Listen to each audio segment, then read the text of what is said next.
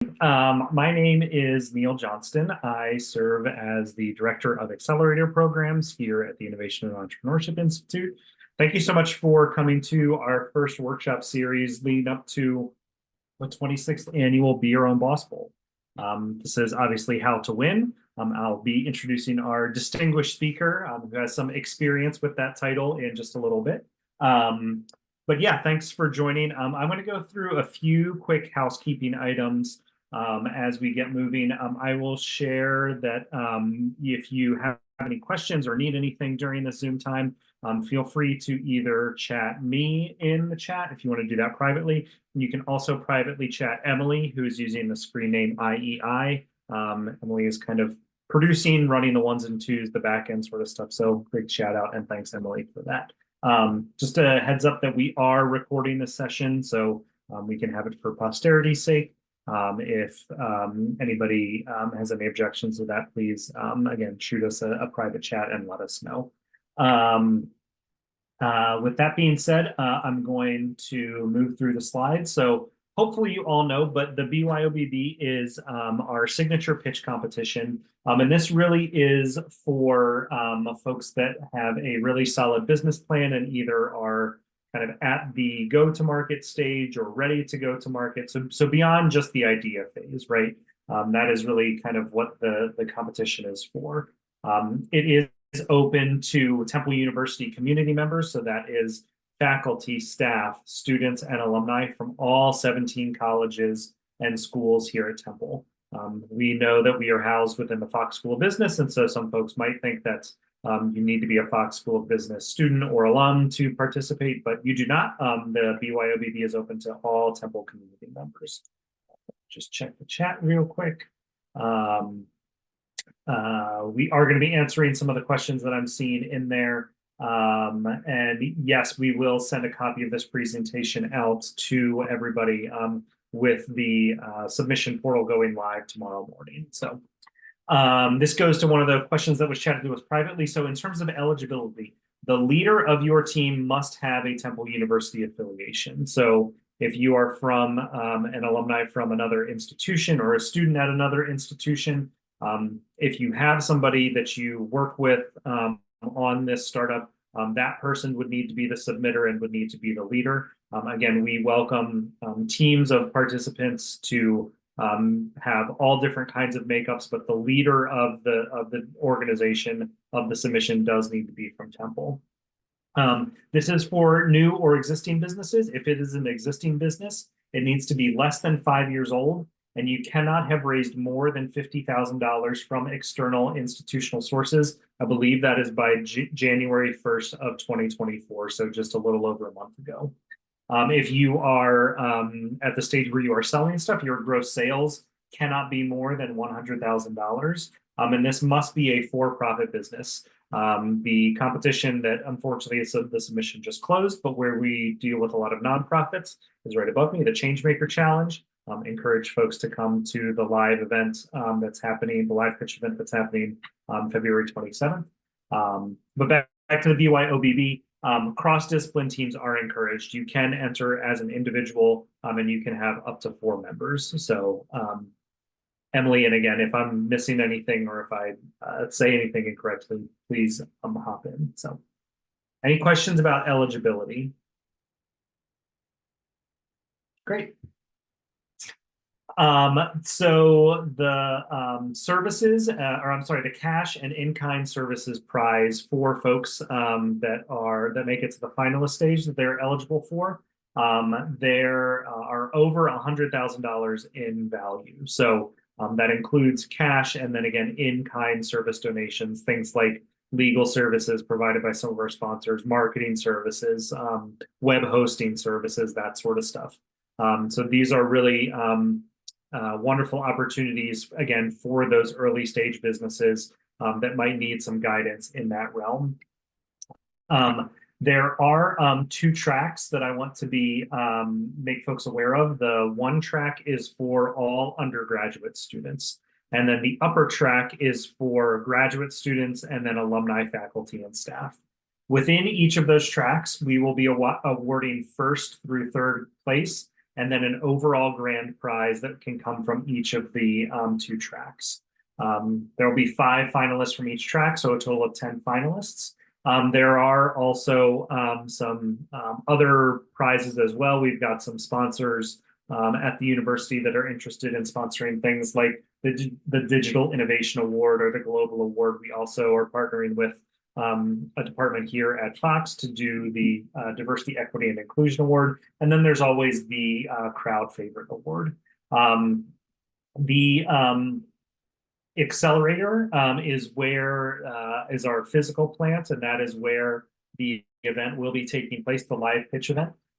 In the past, we have required folks to receive funding or receive in-kind prizes to participate in Startup Studio. That language is a little outdated. We don't know what we're going to call it yet, but Startup Studio is kind of the placeholder. So there will be some requirements for folks to complete. It's nothing too crazy. It's basically going to be meeting with a mentor and kind of checking off a series of things before you can get the cash and prizes. So again, nothing too crazy. If you have more specific questions about that, happy to answer them. Just check the chat. Thanks, Emily, for posting. If you look in the chat, you can find the submission resource folder, which has all kinds of great information about that.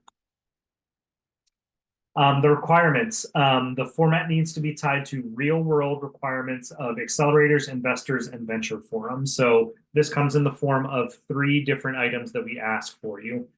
There is the executive summary, which needs to be no more than 2 pages. The pitch deck, which again, there are going to be some requirements in there for what that looks like. And then a 3-year financial projection. So if you've entered any of our competitions before, including, again, Changemaker Challenge or the Innovative Idea Competition, the Be Your Own Boss Bowl is a little bit more in-depth. We ask for a little bit of a higher stake in terms of what we ask for submissions. So please just keep that in mind as you're factoring it in. Inevitably, we get folks that get to 24 hours before it's due and don't realize how much work is going to be put into it. And they run out of time before the submission. So encourage folks to get started early with this. Emily shared the resources folder. Here is a QR code to that as well. You can see all this great information on there in the resource folder, including the scoring rubric, video recordings and slides of past workshops, eligibility policy, submission tips, templates, all that good stuff, as well as a bunch of other resources. So please be sure to check that out. Just checking the chat, make sure there's nothing new. Sorry, and I should have said this ahead. I have 2 screens going, so I'm looking at the camera as much as I can, but then my content is over here on the left. So one of the things that we do like to encourage, in order to submit, we use the platform called Startup Tree for all of our competitions, as well as our mentor matching software that we use. So I like to, the kind of Cliff Notes version that I like to say of the Startup Tree mentors is that it is LinkedIn if people actually wanted to be contacted on LinkedIn. So all of these people have said something to the effect of, yes, I am a angel investor, or yes, I am somebody that has started and successfully launched 3 businesses, and I am interested in being contacted by Temple students. So we encourage you before all of this, or throughout all this process, to reach out to one of our mentors and get connected with them. If you have any issues getting connected with them, please reach out to one of us. But like I said, these are people that have actively said, yes, please contact me. I am interested in meeting with students. So the cold calls, the cold emails that they get from this is not, again, just reaching out into the abyss that is LinkedIn. These are folks that actively have said that they are interested in mentoring folks and have some ties to the Temple community. And just because, sorry, I'm going to go back, just because you, connect with one mentor doesn't mean that that's your mentor and you can't connect with anybody else. You're welcome to contact as many mentors as you like. Some workshop series overviews, so you can see them here. We are going to have them every Wednesday, except for next Wednesday, because it's Valentine's Day, and we figure that folks might have other plans on that night. So next week we are pushing it until Thursday, the 15th. But there are ample opportunities for you to learn more about the competition, ask great questions, hear from experts, hear from people that have been successful in this in the past. The QR code there takes you to the Startup Tree portal, where you are able to register for all the different workshop series. So please be sure to check those out. I'm going to pause again real quick just to check the chat. And Emily, am I missing anything? Shaking your head no. Okay, So great. far, you're good. For the eligibility guidelines and requirements, we will discuss that further at next week's workshop. Yes. And send in a link that in an email that I'll be sending out tomorrow. So be sure to keep an eye on your inbox, please. Wonderful. Thank you. All right. With that, I guess before I turn it over to our featured speaker, I'm going to pause. Are there any questions? Let me expand this so that I can see as many different screens as possible. Whoops. Gotta do this. Sorry. I gotta do this. Okay.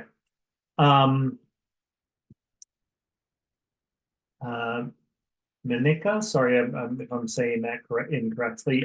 What about intellectual property or ideas getting stolen? I think I know what you mean, but maybe if you are able to come off mute and just ask your question a little bit more fully, Which just part so is like, yeah, like if I'm presenting, I'm reaching out to these people on LinkedIn and I'm sharing my ideas with them. What's holding them from taking an idea for themselves?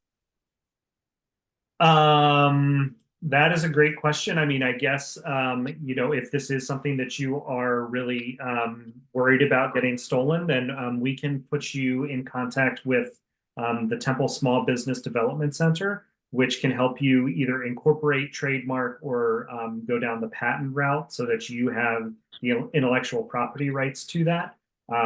So, I mean, I guess it would also just kind of be up to you to share, as much or as little as you feel comfortable with sharing with these mentors. I will say that they are not out there to be sharks and steal and poach ideas. I guess I can't say that legally that is, 100% impossible to happen. But if that really is something that you are concerned about, again, feel free to send us an email and we can connect you with the Small Business Development Center that can help you at a free or reduced cost to help you get your idea kind of patented and trademarked and make sure that the intellectual property doesn't get stolen. Does that help answer your question? Yes, thank you so much. Yeah, no problem. So I am going to turn it over to Enoch Ponzo, who is a previous winner of the BYOBB. Before I do that, actually, in just a second, I'm going to stop sharing my screen. You can see Enoch's credentials and everything on the screen. Before I turn it over officially, I would just always like to put the little plug out there. If you are able to turn your camera on, always nice to not be speaking into the void and the black screens with the white text. So if you are able to turn your camera on, would love to be able to get some engagement that way. But I am going to stop sharing now. We'll bring the screen back up in a second, but I'm going to turn it over to Enoch and let him share his story. So Enoch, take it away. Thank you for introduction, Neil. And Emily, thank you for inviting me. I guess, Neil, are you going to ask me the questions after I do my intro? Is that kind of the format? Okay, perfect. Just wanted to make sure. Yeah, we figured letting you kind of share your story first and then maybe letting people ask questions and I can kick us off with questions as well. Sure. So take it away. Yeah. All right. So I'm Enoch Ponzo. I'm the co-founder and CEO of KSA Technologies. We are a CRM for construction companies. I graduated from Temple College of Engineering in 2011. Worked in the Philadelphia area in construction for a couple of years. So I've built a few buildings. So if you guys ever been to that CERC building next to the College of Engineering, I was one of the guys on that project. Not too long after I graduated. Also worked at building a hospital job over at Children's Hospital of Philadelphia. So if you ever drive by there's a building that has different colors on it. That was also another project of mine. I spent some time with the U.S. Air Force doing some cool things that kind of set me on my path. And and now I run KSA Technologies, based out of Vancouver, Canada, but the company's it's a U.S. Based company. So I don't know if that's enough intro, Neil. If I missed anything else. No, I think that's great. Does anybody have any questions? How about I kick us off with a few questions before we open it up I am just putting in the chat. Feel free to ask your questions in the chat to either myself or, again, Emily, who is under the screen name. That's not the right word. The Zoom name, IEI, privately. You can turn on your If you'd cameras like. too. I would like to see what the people look like. I mean, don't Yeah. feel like you have to, we won't steal the bandwidth, I promise. That's right. So feel free to raise your hand or either in the chat, or I'm sorry, in Zoom or actually in real life, raise your hand. But just kind of, go ahead. Yeah, Stephanie, go for it. Hey, I'm sorry. Did I miss it? I kind of heard the end of it, but did you say what your company actually does? I heard that you were in construction previously, but did I miss it? I'm sorry. No, it's okay. We are a CRM for construction companies. So we help CRM for our contractors, engineering companies, trade companies manage their business development. So that's if you heard of Salesforce, we're Salesforce just for construction companies. Awesome. Thanks. What was the inspiration behind starting your company? Yeah, so I have about 11 years plus of experience in construction. I'm still involved in construction. I love construction, but as you guys, people hear all the time, oh, the construction industry is so old. They don't even use technology, right? Everyone has this picture of a construction guy just has a tool and that's all he has, right? No one thinks about how technology actually impacts construction. So for me, being in construction, I've actually always been involved in the technology side, even though I worked in buildings. I did BIM. I worked in different using different tools that were being invented for construction. There's a lot of actual technology being used in construction these days, right? And it just keeps increasing. So the number of construction companies are growing. The amount of money spent in construction tech investment in 2018 was like somewhere like $200 million. Now it's like $3 billion in 2023 went into that, right? So it's growing. However, I worked in different aspects of construction, and when I went into business development, we had a software that I was using called SAP, and then they told me, and it sucked. It was terrible. It was a pain to use. So during that time, me having a technical background, I started building my own tools to kind of solve my problems, and then they said, stop, like we're switching to Salesforce. It will solve all of your problems. And then we switched to Salesforce, and it did not solve all my problems. I still had to use my tools. So that kind of got me thinking and say, well, if I'm experiencing these problems, even when I have a Salesforce, who else in this industry is experiencing this problem when it comes to business development, using software to kind of make you more efficient? So I started showing people what my tools that I had built and what I was working on. And some people said, well, can I use that too? And I was like, well, you kind of can't, because it's an Excel file. We need to actually build it into something. So then that's kind of what got me started into working on my product. And then from there, it just kind of took off. Awesome. Thank you.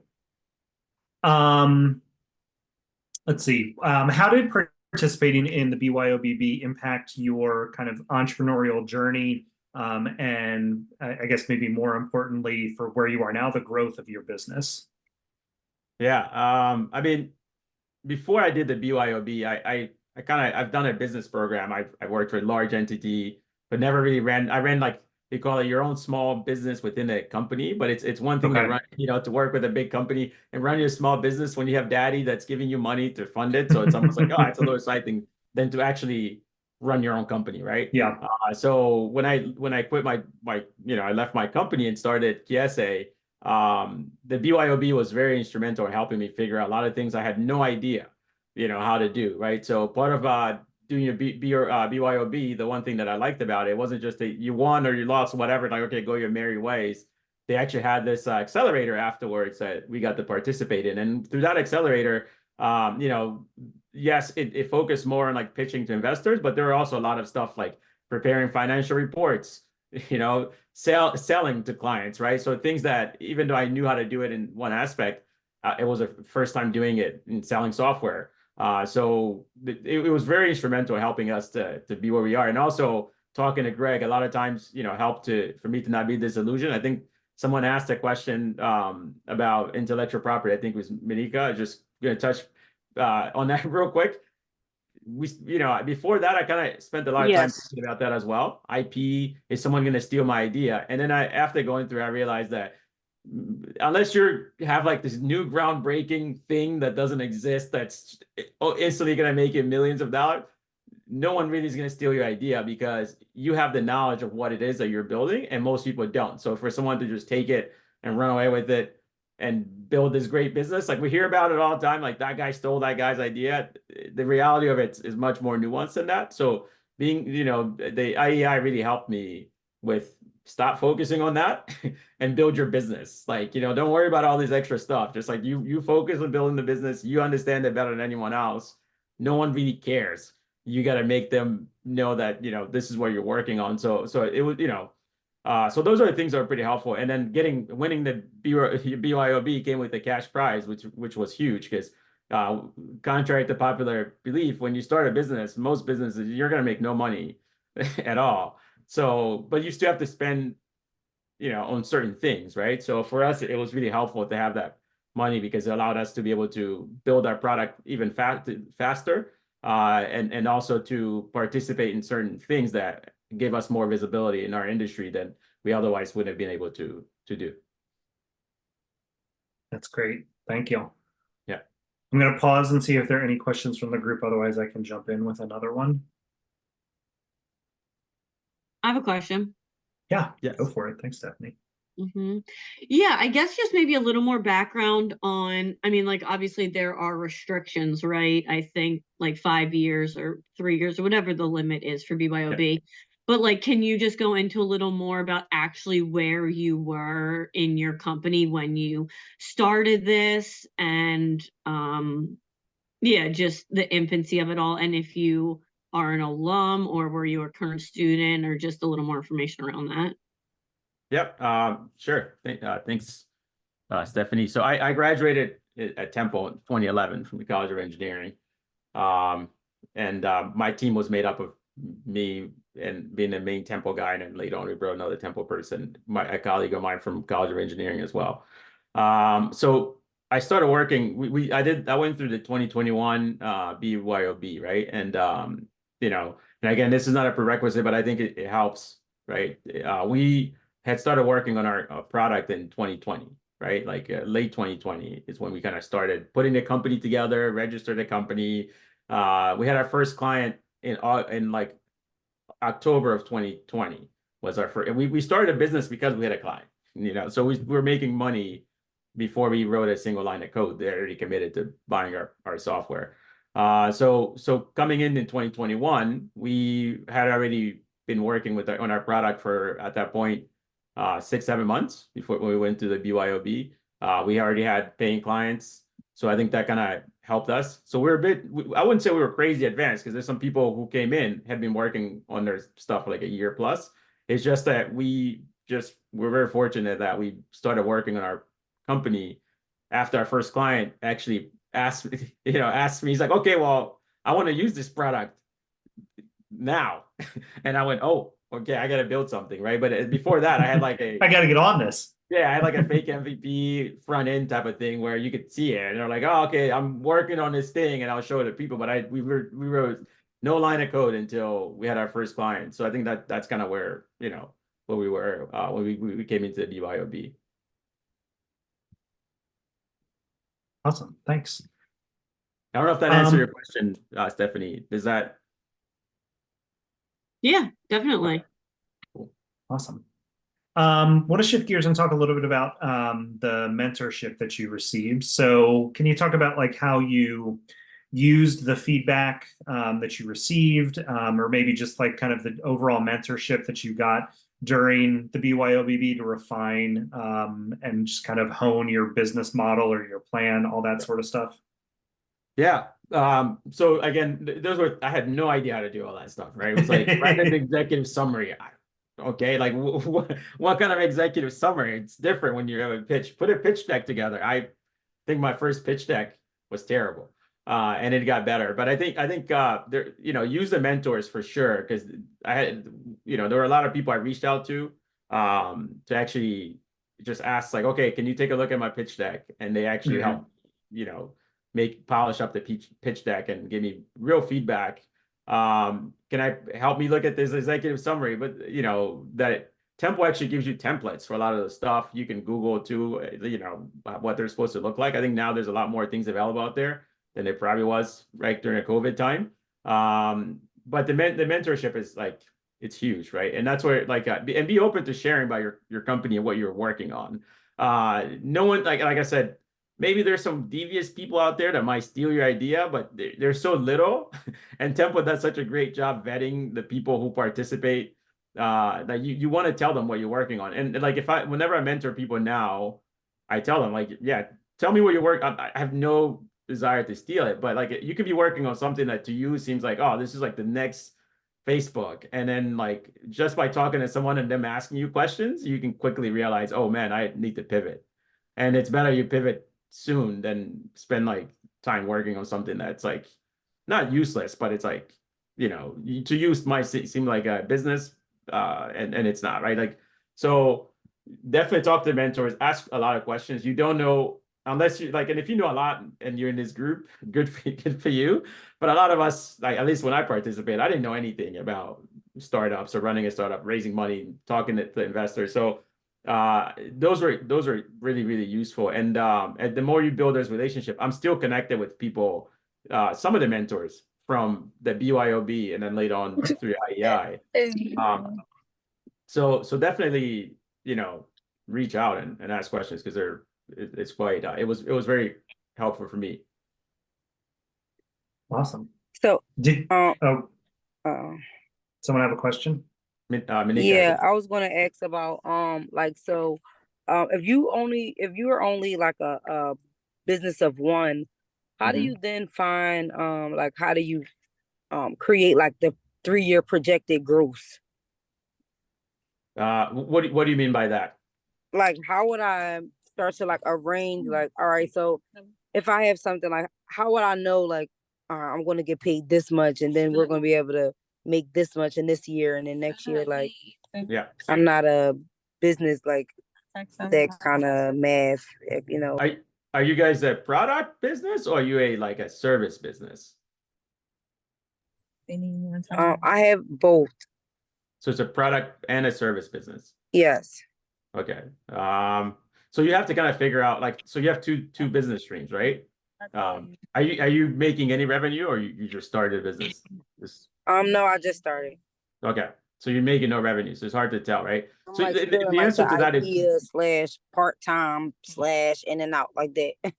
okay. So it's not always concrete yet. Okay, gotcha. So the reality is that you don't know anything. That's just the truth, right? Unless you've been making revenue for X amount of years, you don't know anything, because your price isn't even fully baked. You don't know really, like, but you should, but there's certain things you should know. You should know kind of like what companies that, because you have competitors. If someone tells me here, like, I have no competitors, then I'm like, okay, like, you haven't done your homework. Right. So for any business that you think is out there, it already exists somewhere, somehow. Right. So and there's a price point that they charge. Maybe your thing is that you're going to be cheaper than them, right? That you're more cost affordable because you could do it better. And or maybe your thing is you're going to provide like a niche product that is like more posh to a certain, like, for a certain percentage of that people group. So that should help you by identifying that. It will help you figure out what your projections will be like, right? Because you need to know what your market is, like what your actual market size is, overall market size, and then what size of that market you can capture within X amount of years, right? So then you work from that, you work backwards. You say, okay, like if my market, let's say, is 100 people, right? And it's going to take me in 4 years, I can only capture 20% of that, because there's other players in the market. And in 4 years, I'm going to capture 20 people, right? Then you say, okay, 4 years from now, I'll have 20 people, 20 clients. And then you work backwards, right? So year one, you're going to have like 2, and then what your price point would be. And then that's how you figure out your projections. And projections are just projections. They change. They're going to change all the time. I still change my projections, because, we make projections, and sometimes it surprises us. We're like, wow, like that was a crazy month.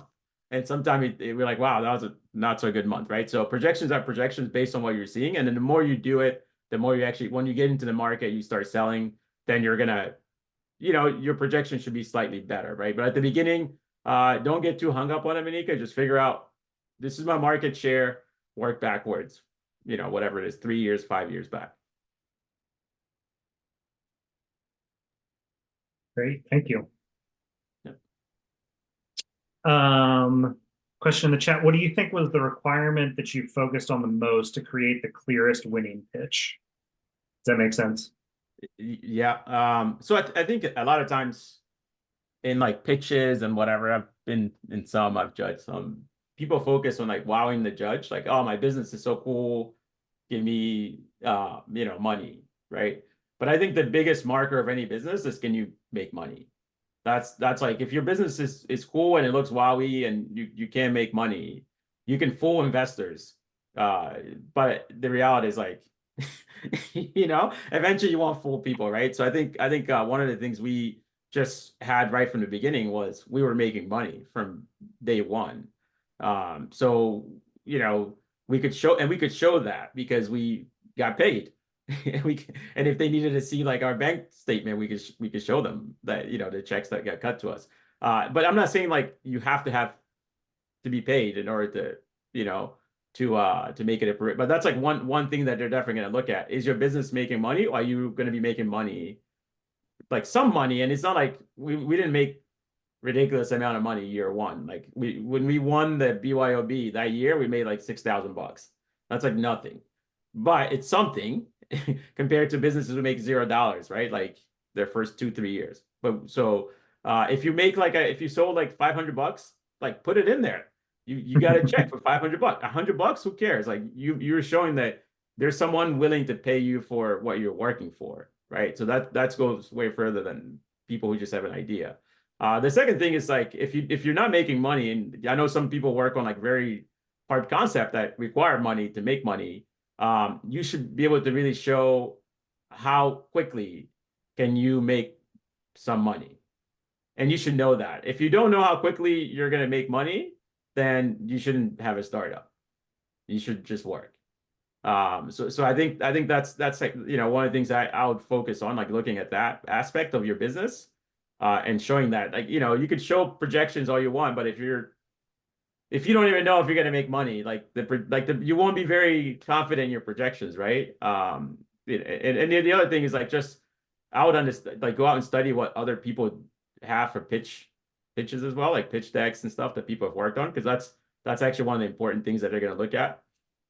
Is your business, like the pitch deck really shows how sound is your company, like is your idea even like sound? Does it make sense? Right? Like look at what other people have done, and then focus on really polishing up your pitch deck. And then the last thing I would say, they make you have to do planning ahead, right? Like how many people you're going to hire.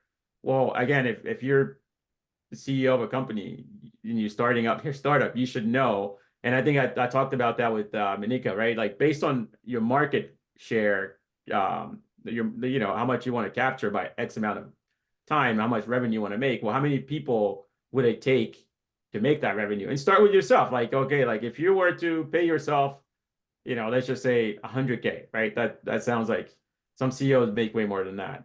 I don't think they should for your startup. I think, but let's just say 100K. How many people getting paid 100K would take for you to make, say, $1 million? Is it just you? If it's just you, then but they want to see that, right? Like, what is the plan? Because if they're giving you money, that money should multiply so that you can employ people. So think about that as well as that's I think that's another important aspect that they look at. That's great. Quickly, Enoch, did you if you don't have to go through them like all if you answered a bunch, but like did you enter other pitch competitions that were similar to the BYOBB, and like just maybe a little bit about that process? Yeah, I applied to other pitch competitions that were similar to BYOB, and it was like after I left this competition, and by the way, this is like one of the most generous gifting competition that you'd find out there. I think after like ran by university, I think Rice is like the top one. Rice University has one, and then I think Temple is the next one. And it's when I tell people that, they're like, "What? That's crazy." So I did a program at Stanford, so I have network there, and I was like, "Oh, I did this Temple one. Stanford has to have one that gives way more money." No, there's like it's like 10 grand, like so just so you guys know, like this is value this, because this is really, really like one of the most generous pitch competitions out there. So after leaving the BR on Boss Bowl, I entered like 1 or 2 other competitions.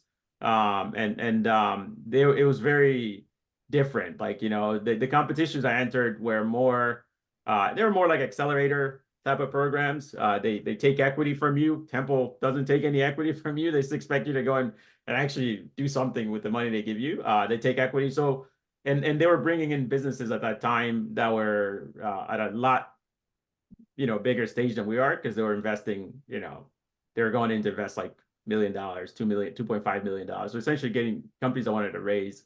And so what they're expecting was like, it was very different, you know, than what you would get from the Bureau and Bosco.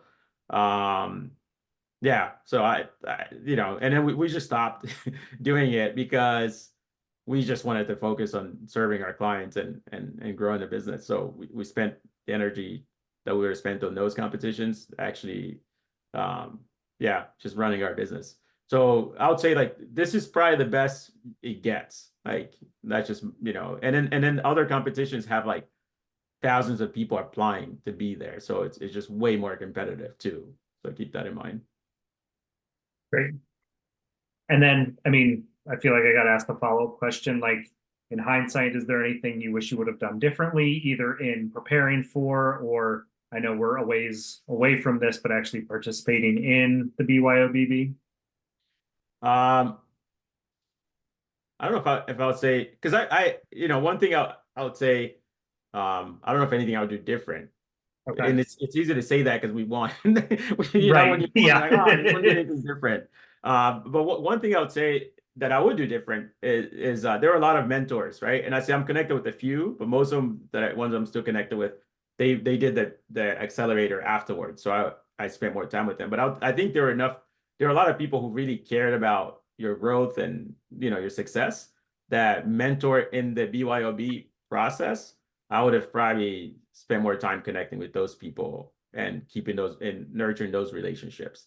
Not for the sake of trying to raise money or get them to give me, you know, but just because it was the feedback and you know, the input that they had was very valuable. But one thing I would advise is to say, whatever, if you're gonna do it, you have to fully commit to it. You know, and I think participate, like Neil talked about it, like don't just wait till like the last, you're like, oh, I'm just gonna submit this thing. It's like, do tomorrow. You're no, like you're doing a disservice to yourself. Don't waste your time if that's your mentality. Running a startup is a grind. Like it's not when I was going for the BYOB, I was like this naive dude, like, you know, had a job, a very well-paying job at the time. And then I was like, yeah, I'm going to do this thing. I'm going to win the money and I'll become an entrepreneur boss. Yeah, we're going to be billionaires, like, you know. And then like running a startup is a grind. Like it's like I don't wish it on most people. It sucks most of the time. Like, you know, like you only hear about the people who succeed. You don't like hear you say it's a labor of love. It's a labor of love. It sucks go. most days. And it's like, you know, that's just the truth, right? So when you doing something like this, take it seriously. And even if you don't win, like learn everything you can, like participate in every single one of the calls that they put together. If they bring in someone who's going to talk, like just learn, you know, and keep in mind, like, just remember, like, this is one of the things that I would remember, like, you know, that one of the things that actually helped me was like, I kept it in my mind. I don't know anything. I don't know anything. So like, I'm like, I need to learn everything. So, and when you have things come up, ask as many questions, be a sponge, because when you don't know anything, you have capacity to learn. If you know everything and most things, then you know, you don't have the capacity to add more to what can help you. Right. So. Great. Thank you. I've got one final question for you, but I want to pause again in case there are any more from the group that folks want to ask. I mean, I'll jump in if no one else has any questions, but I can pause. Go for it, Stephanie. Okay. This time is for you all. So. And I did join a little late, so Neil, maybe you touched on the mentor thing. Yeah. Are these? I know that you showed like in Startup Tree where the mentors are. So, Enoch, is that how you pronounce your name? Again, Enoch. Yeah, Enoch. Okay. Okay. Did you actually go seek out all of these mentors, or was some of the time actually like these where you were matched up with mentors? Does that make sense? Yeah. So yeah, that's a good. I didn't actually go to the startup studio all like during the BYOB and like, you know, because there is some homework you do if you're going through the thing, right? talk to mentor X, Y, and Z. So when that happened, I did. But like I said, one of the things I would do differently would be that, like to actually go and find people who were like, who would match with kind of like what I'm working on, one, and then those who have like completely out the left field experience than what I'm working. Because it was really interesting when I did meet with people. I was looking for people who kind of had construction experience that would kind of pat my back. But every once in a while, I'll run into somebody who didn't, and they just were brutally honest with me. And those were the best sessions because I was like, oh, okay, like I didn't know that. Like, and they're like, yeah, this is why this is a dumb idea. And I was like, okay, tell me. And they're like, and they just would go on. But then they'll be like, but tell me why it's a good idea. And then I'll tell them. They're like, oh, okay, now I see it, right? But it was just like having those opportunities to meet with people who were like fresh out of left field. That was helpful. So I'll say definitely, Stephanie, seek out those mentorships from the people have a lot of experience. And like I said, I wish I had tapped into that more. And I will share, thanks for the question, Stephanie. I'm just going to share my screen again real quick. Everyone see the PowerPoint? See nods. Okay, great. So these are, again, the upcoming workshops that we have for the BYOBB. This mentoring with the experts, right? This is really kind of a final look over of your presentation materials and the kind of pitch that you are going to make for that initial kind of entry. Because the submissions are due at 11:59 p.m. on March 27th. So like 48 hours after this wraps up. So, I would again encourage folks to reach out to some other mentors ahead of time. If you are a Fox School of Business student, there's something called the Business Communication Center that can help you. There's all kinds of other resources out there that we'd be happy to share. This one on the 25th is kind of like a last look over. So I would say, don't go into this one with just kind of a rough sketch outline of what you're thinking, just because, right, you've only got like 48 hours before the submission is due. We are going to get a wide variety of mentors that are going to be able to give you all kinds of great feedback. But I would hate, again, for people to kind of come to that with, well, here's what I'm kind of thinking, or, here's, 6 bullet points that I definitely want to hit. But other than that, I don't, right? Like, this is really the stage to start like fine tuning what you want your presentation to be. So just wanted to hit that again. Let me stop sharing. And then, yeah, the last question that I had, and again, we can turn it over to folks before going through some final tips, but just, how's your perspective on entrepreneurship evolved, changed since you've participated in the BYOBB? And then would love to hear, future plans for your business. Yep. Yeah, no, thanks for the question. So it's evolved a lot. There's another person from my old cohort. We did BOB together. Her and I actually we have like a standing meeting that we try to do once a month. That's awesome. Just check in on each other.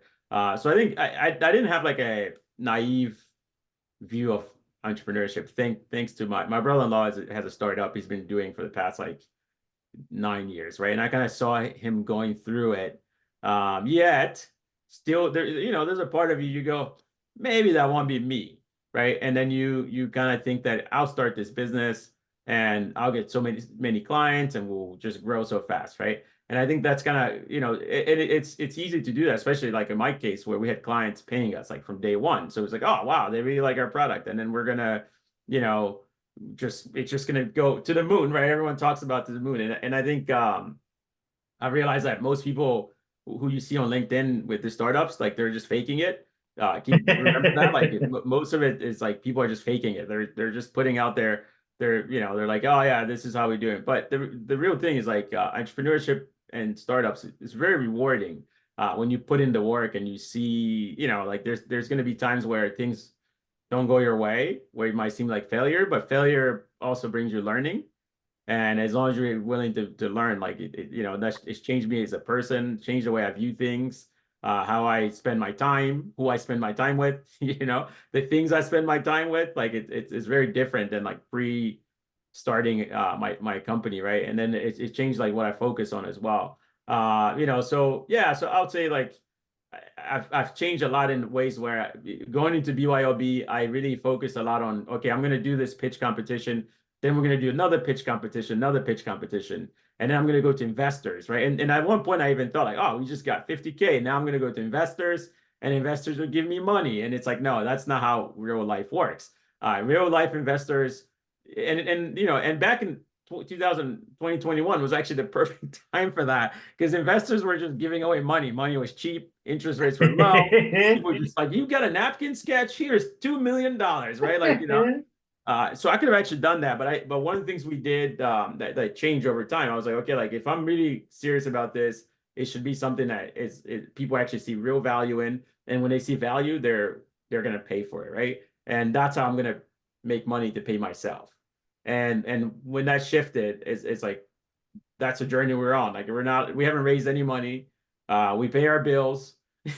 You know, I'm not broke. Like, you know what I mean? And sometimes there were scary times where like, do I have to close this thing? And then like right before, like I have to shut this down, you know, and I think we're not gonna make it. And then all of a sudden, like something crazy happens. We get like someone reach out to us like, hey, like we want to buy the software for X amount. And we're like, what? Like that's crazy. So then we like get a new client and they give us money, and then like we keep going, right? So it's definitely shifted from like that whole, you know, like what you see in TV and in movies about startups, like erase that from your mind. The BYOB is a different thing, but like, you know, you just gotta grind and try to live to see the next day, right? And that's really it's about survival, but it's gratifying as well. Like when you meet those milestones and you go, wow, like we look at what we did, and we have with my team we have a Trello board where we look back, like we set our goals, and then we look back at the end of the year. Okay, like what do we actually accomplish? And when you start seeing it, you go, wow, like we actually did a lot of things, and that should be gratifying enough to keep you going. And yeah, plans. What are plans for my business? You know, we're growing at a 5x rate, which has been like, you know, incredible for us, being that we raised no money. You know, we're working with clients that do about $1 billion in revenue a year. Like when I started my company, I never thought like that was like one of the things I thought would happen, like, I don't know, maybe 8 years down the line, and that happened like our second year running, right? So yeah, so we've kind of have shifted our strategy to just like growing our business and talking to our clients, and that's our plan for the foreseeable future. And then who knows, you know, once we have a dollar value, I don't want to, you know, that we have as a co-founding team of where we want to grow the company to, and then, you know, we have a staff number as well of where we want to cap it at.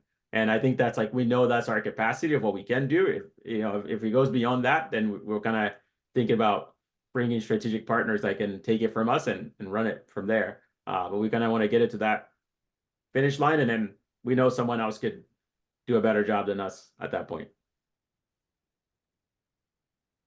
Awesome. That's great. Any final questions? Hi guys, Linda Lungle here. Sorry. All good. Hi, So Linda. Linda. congratulations. It sounds like an incredible story and a journey for you. And I'm thrilled to see how you know, your further success and everything you're going to get into in the future. In the program, I'm curious, did you have an assigned mentor? And Neil, maybe that's a question for you as well. I did the program back in 2014. I applied for it and we had a mentor assigned. Is that still the case here now? I can, you know, you can share your experience, but that is not the case now. You do not have an assigned mentor in the initial stage at like when you are submitting. If you make it to the finalist stage, we will ask that you meet with some mentors prior to, just to get, again, some more sets of eyes on it and all that. And then again, if you are, I think you missed this, but if you are receiving any funds or in-kind services, some of the requirements that you are going to need to complete before you actually receive those funds in your bank account will be to meet with a mentor to kind of show us a 6-step plan or those sorts of things. Michelle Histand, our executive director, is kind of sketching out what that looks like. So we'll definitely be able to share that with folks as we get closer to it. So. Awesome. Okay, thank you. And Yeah. then the another question, Neil. Yeah. The judging panel, how are they chosen, or who? I guess what does that look like? Is it external? Yeah. So we try and get a nice diverse background of folks in terms of we are an academic institution, so there's probably going to be somebody from the world of academia, whether that is a professor, a dean, an adjunct instructor, or something like that. And then it will be a panel of 3, right? We're going to keep that number. And then people from a variety of industries, right? We don't want 2 people from the biotech world because that's not really helpful. And so once we get those judges nailed down, we will not share their names, but to the finalists, we will share, hey, we've got somebody from, again, the biotech space, somebody from, you know, somebody from the construction world, right? Maybe Enoch will be a judge, right? And then one, you know, faculty member from Temple or something like that, just so that folks have an idea of kind of what to present to. Because I do know that that's, you know, sometimes people might just want to alter their kind of final pitch deck slightly before knowing who those final 3 judges are. In terms of those initial reviewers, there are far too many of them, and those are just kind of randomly assigned in terms of who looks at your initial submission. So we really can't share like the bios or the makeup of the, you know, we'll probably get 50 or 60 reviewers to be reviewing the first set of the first round that you all submit. So Got it. Okay, thank you. yeah, absolutely. All right, let me just if there are no further questions, just scan one more time. Yeah, I was gonna just one thing, Go for it. Few things that I again share with you guys. If you do win, just my advice would be know what you need to spend that year. Because I think you get, and I'm just speaking from you know, because they're gonna if you win, you should have an accountant. If you need an accountant, you know, ask, like Greg might know some, Neil might know some, like that dude. Like you don't need, like, because they give you services through like KPMG or whatever. I think like that's when I won. They're so big of firms, like they you know, and you're such a, like, your startup, unless you're like your startup is making, well, if you were, you wouldn't win, right? Because you wouldn't qualify dollar value wise. So just try to find somebody like local that can give you some real sound advice. One thing I would say, if if you give like all the money up front, which I think they weren't gonna do, but then they did for us. Remember that it's taxed, right? That's tax revenue. So if you don't spend it, you're gonna pay tax on it. So you'll feel kind of pressured to spend it all. So my advice is like work at something out with Neil where you're getting like what you need to spend for that rest of that year, and then the rest you can get like the following year, because you know then you have a better plan, and start think through like what your plan is, because we won the thing, and then we got all this money up front, but we weren't really ready yet to spend it. Right. So we ended up paying taxes on some of it, which is okay. But we also did some expenditure that had we known, you know, how it worked, we wouldn't have done. Like we would have, you know, waited a bit. Like there are certain conferences we went to that were kind of like useless. We learned from going to those conferences. So I guess it's not useless, but I would have rather spent that money elsewhere. Right. So just something to keep in mind, that you're probably not you're gonna get so busy with all the working in the pitch, and you know what, and then you win it and you're excited, and then they give you a check, and then, you know, I don't know, Neil, if they're still doing the lump sum or they break it up based on what you need, but yeah, we are still doing the lump sum. I will say that that's something that I guess we are open to discussing with the final recipients. If again, that part of that is going to be determined by our kind of by Temple's financial people, and what can be taken out of, you know, this financial or this fiscal year and all that. But to your point about the in-kind services and the stuff that's received that way, right? As I've made those initial reach outs to those sponsors, they have all said, like, right, we are going to give you, you know, X amount of you know, person hours or billable hours, or, you know, a prize worth or a package worth, you know, X thousands of dollars, but we want people to be able to use it. And so if that means one kind of big sit down session and then a bunch of, you know, off, you know, individual work time, then great. If that means, a couple of check-ins throughout the year, that's great too. So all of them, kind of know what this competition is, and a lot of them have been sponsors for years and have been really willing and able to work with the individual winners, right? Because again, somebody that's at like that go to launch phase is going to be different than somebody that's been incorporated for a year or two and has made, $40,000 and has sold, $80,000 worth of, right? Like all that sort of stuff. It's just going to be different. So folks know that.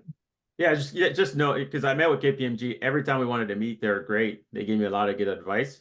But just remember, your like where you are financially, situationally as well, and and know when that's gonna end and where your company will be, because it might not exactly when it ends. You have KPMG do your taxes 1 year for and then the following year, like you're like, oh man, like KPMG is gonna send me a bill for 12,000. I've only paid like X amount. Like I can afford that, right? Just keep that in mind. Those are things that just to know as well. Yeah. Enoch, I see one more question for you in the chat. How did you prepare for your live pitch, and what do you think made you stand out versus the other presenters? I'll start by saying, like, the group that I was a part of. I mean, this group is going to be probably, I'm pretty sure you guys would be exactly the same way. It was a lot of really good companies, really great presenters in that group. And I think, so for me to prepare, I just I tapped into the mentors and really asked people. I watched like some pitch videos.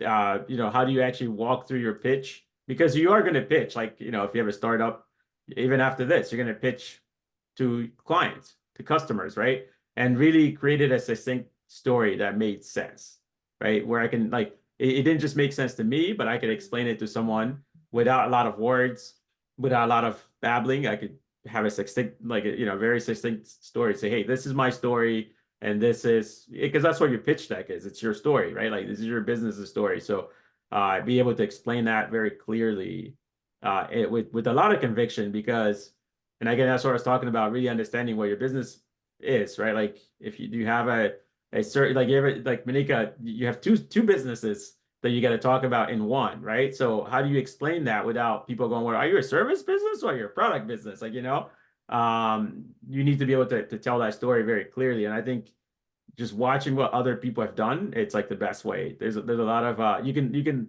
go and like watch videos of the Airbnb guys pitching. Like it's out there.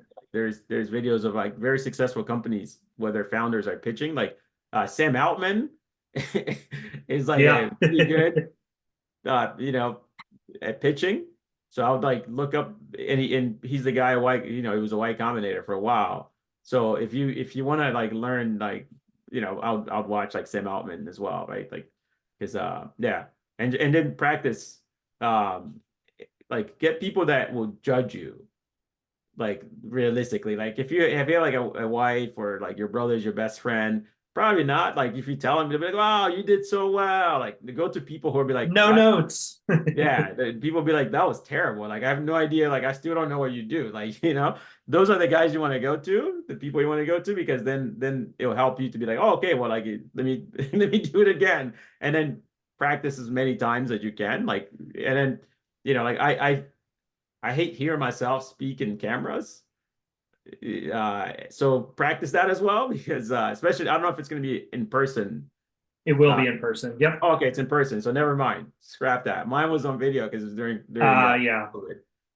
Still COVID restrictions. But they do record you, right? So Yep. that could be a bit of a knockoff for some people, right? So just make sure you get like get your friend, college roommate or whatever to just record you, and then have like a fake panel of people asking you questions, just so you can get used to that. And we did that, like we started working on that like a month before the pitch competition actually happened. So that helped, it helped me a lot. Great, thank you. One more question came in. What was your biggest influence for starting your company? My biggest influence. So there's a bit of a story too behind why I started a company, and I don't know if it was like an individual person. So my wife and I actually, like, we talked about me starting a company back in like 2019. So I just finished up at Stanford and came back home, And my wife's like, yeah, you should, I was like, I don't know, maybe I want to go back to school. And she's like, we should start a company. We like helping, people in our community. And we were like, okay, like if we start a company, maybe we can hire people. So we kind of picked a day, which is like I was gonna quit my job in 2021 no matter what, and start a company. So I would say one of my biggest influences would be my wife, just being real with me, saying, okay, this is the next journey of your life. You're gonna do this. And I know how hard startups are gonna be. Maybe I would have fought back a little bit. But I would say, like, my wife, I have a kid now, and I started my company after my son was born, like when he turned a year. So those are like my main inspirations for why I started a company. My co-founder and I joked about this, like my first co-founder was like, yeah, you know what? Even if we fail, at least like our kids will remember this, we could be like, remember that time we'd be like, old, like grandpa used to have a company, a startup that he did. It wasn't very successful, but he did it, But he did it. that can inspire them to also go into entrepreneurship and try to do something, right? Yeah, and it's entrepreneurship is, like I keep saying, it's not easy, but it's needed, and you change the world when you do that. So that's that. Yeah, I don't have any like Bill Gates or any of those guys. No, they're not really my my inspiration at all. That's great. No, that's awesome. Thank you so much. Let me just share one last time. So these, and then actually do this, Enoch, I am just gonna chat you Yep. something in the chat, so just let me know. But these are kind of just our like overview tips for winning the BYOBB. Again, understand the requirements, that resource folder that Emily shared and that you'll get in the slide deck when this goes out afterwards. Just really understand those requirements and make sure that you are eligible, right? Nothing worse than putting in a ton of work to something that you're ultimately not eligible for. Have a plan for completing your submission, right? I know for those of us that are current students, right, professors say this at the beginning, there's a syllabus for a reason, plan out your semester, right? This is the same thing, right? We've got the deadline, we've got all that, so definitely make a plan. And that ties into this third bullet point of make a timeline. We are really only about 7 weeks away, which may feel like a lot to some folks, but it's actually really not that much time. So get to working on it as soon as you can. How do you nibble on a whale of a problem? People know the answer to that.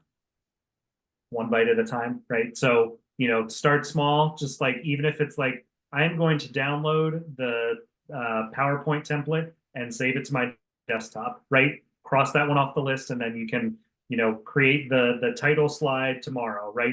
This does not need to be, you knock this all out in, 48 hours. Again, we encourage you to not do that. The other one, again, build a team. That doesn't just have to be the people that you are presenting with, but that is mentors, advisors, people that you, like Enoch said, that you present this to as in like dry runs. Like, start thinking about who those people are going to be.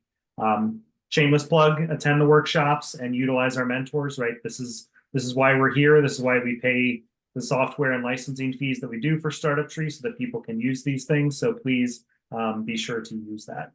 I transparently asked Enoch in the privately in the chat if he was comfortable sharing his contact info, and he is. So he put that in the chat if you are interested in connecting with him on LinkedIn or sending him an email. We will also include those in our follow-up if you don't grab them from the chat in time. That is really all that we have. I know that there are probably some folks here that are interested in obtaining credit through Suitable for either FLDP or Guild